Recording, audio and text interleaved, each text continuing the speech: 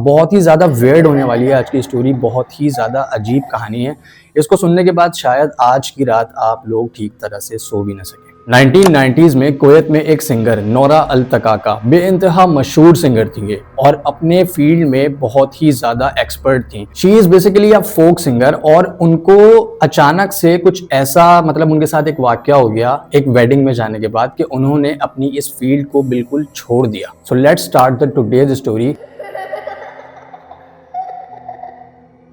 मैं अपने ग्रुप के साथ जैमिंग कर रही थी और अचानक से मुझे एक कॉल आती है। उस कॉल में एक लेडी जो कि अपनी बेटी की शादी के लिए मुझे इनवाइट करना चाहती थी, बट मैंने और मेरे बैंड ने डिसाइड किया हुआ था कि हम नेक्स्ट डे बिल्कुल रेस्ट करने वाले हैं और हम सब एक वेकेशन पे जाने वाले थे, तो हमें कोई भी काम नहीं लेना था। बट वहां से जो लेडी हमसे फोन पे बात कर रही थी उन्होंने हमें डबल पेमेंट का ऑफर कर दिया था। ये ऑफर सुनने के बाद हमारे सारे बैंड मेंबर ने डिसाइड किया कि हम इस शादी में जरूर जाएंगे और अच्छे से परफॉर्म करके नेक्स्ट डे हम अपना ट्रिप कंटिन्यू करेंगे। फाइनली हम उस लेडी के दिए हुए एड्रेस पर पहुंच गए ठीक उसी टाइम पे जिस टाइम पर उसने हमें बुलाया था। जब सारे बैंड मेंबर्स उस हवेली के अंदर दाखिल हुए तो उन लोगों के फेसेस देखकर हम लोगों को बहुत ज्यादा शॉक लगा था, क्योंकि उनके फेसेस पे ना ही कोई एक्सप्रेशन था और ना ही किसी बात की खुशी। इन सारी बातों को इग्नोर करते हुए हमने फाइनली अपनी परफॉर्मेंस स्टार्ट की। कैन यू इमेजिन कि अगर तुम किसी ऐसी शादी में कभी चले जाओ तो तुम कैसा फील करोगे। और वहां पर वो जो सारा बैंड बैठा हुआ था वो सब इंसान थे, बट उनको नहीं पता था कि वो जिस शादी में इनवाइटेड हैं वो कौन लोग हैं।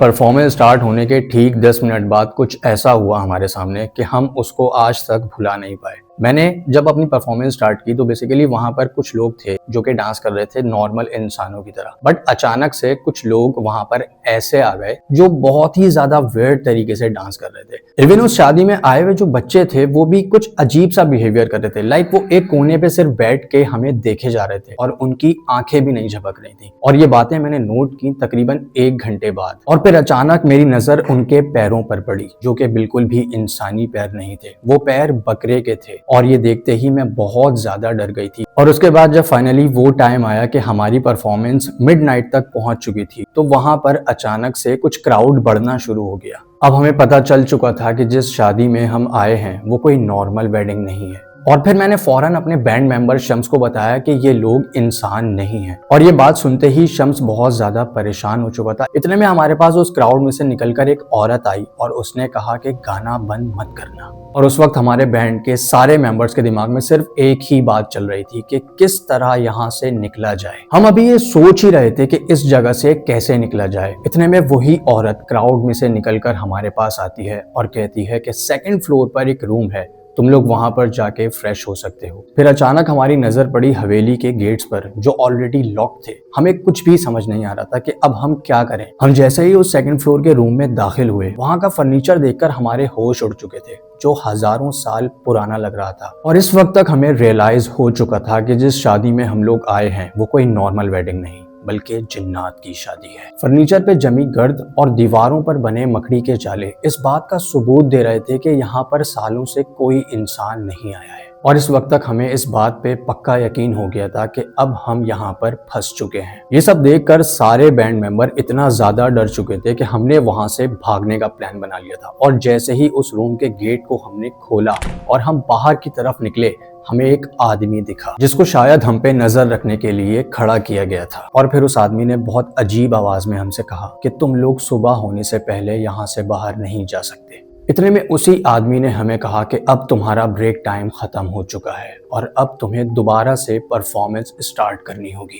रात के तकरीबन 3 बजे का वक्त हो चुका था और इस अंदाजे के मुताबिक सुबह होने में सिर्फ 2 घंटे बचे थे। तो हमें इस वादे के मुताबिक सुबह तक इस जगह पर परफॉर्म करना था, बट ये 2 घंटे गुजारना हमारे लिए वहां पर ऐसा हो गया था कि जैसे कयामत टूट पड़ी हो। और हम बिना कुछ बोले सिर्फ उसके पीछे पीछे चलते रहे और फाइनली हमने दोबारा से अपना गाना स्टार्ट कर दिया था। मिडनाइट की ये परफॉर्मेंस अपने पीक पे जाने ही वाली थी तो अचानक से कुछ ऐसा हुआ। अब एक बार ये इमेजिन करके देखो कि तुम किसी ऐसी जगह पे फंस चुके हो जहां से तुम निकल भी नहीं सकते और तुम्हें वहां से निकलने के लिए सुबह तक इंतजार करना पड़ेगा। तो तुम क्या करते? वहां कुछ लोग अचानक डांस करते करते जमीन से 10 फीट तक ऊंचे उछलना शुरू हो गए थे और कुछ लेडीज जिन्होंने ब्लैक ड्रेस पहना हुआ था, उनके बाल खुले हुए थे और कुछ औरतों का ग्रुप एक कोने पे खड़ा होके अपने बाल घुमा रहा था। वो एक अजीब सा रक्स था, अजीब सा माहौल जिसको हम वहां पर बैठे हुए फील कर रहे थे। और फिर अचानक हमारी नजर पड़ी उस औरत पे जो फंक्शन के स्टार्ट से हमें देख रही थी और हमें बार बार आके इंस्ट्रक्शन दे रही थी। वो औरत अचानक से अपना फेस बदलना शुरू हो गई थी।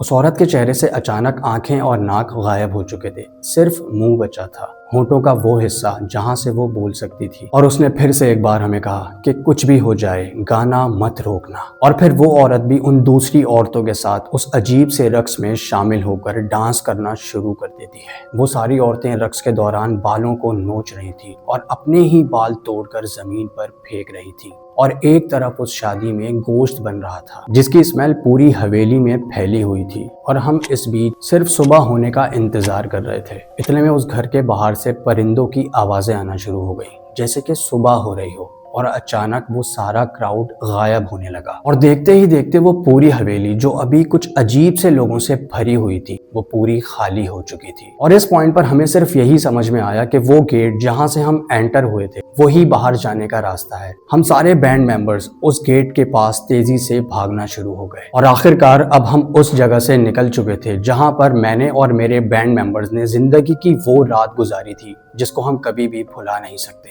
1997 के इस वाकये के बाद मैंने कभी भी गाना नहीं गाया।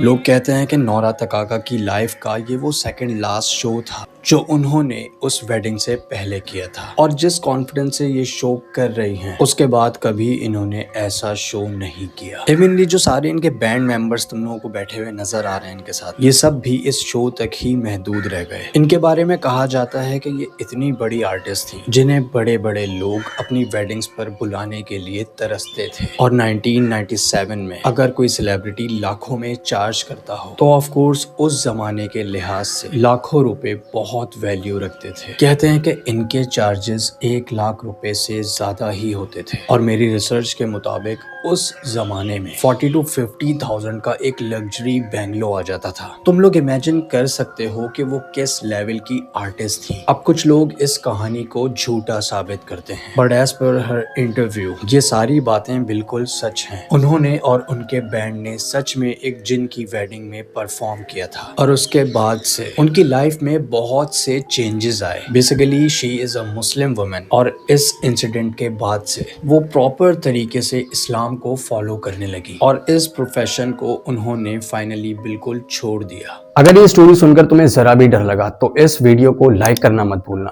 और नेक्स्ट वीडियो के लिए मुझे कमेंट करो कि कौन से टॉपिक पर या कौन सी रियल हॉरर स्टोरीज तुम लोग सुनना चाहते हो। मिलते हैं नेक्स्ट वीडियो में। अपना बहुत ज्यादा ख्याल रखना। अल्लाह हाफिज।